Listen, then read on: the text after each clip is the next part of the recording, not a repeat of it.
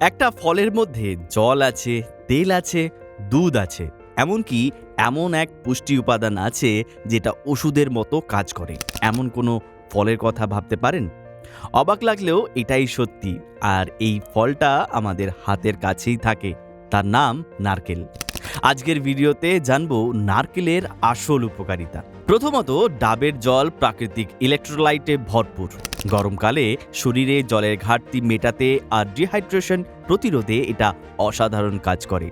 দ্বিতীয়ত, নারকেলে থাকে medium chain glyceride বা এমসিটি, যা শরীরে দ্রুত শক্তিতে পরিণত হয়। তাই এটা সহজে হজম হয় আর তাৎক্ষণিক এনার্জি দেয়। তৃতীয়ত, নারকেল থেকে লরিক অ্যাসিডের অ্যান্টিব্যাকটেরিয়াল আর অ্যান্টিফাঙ্গাল গুণ থাকে, যা ত্বক আর চুলের জন্য দারুণ উপকারী।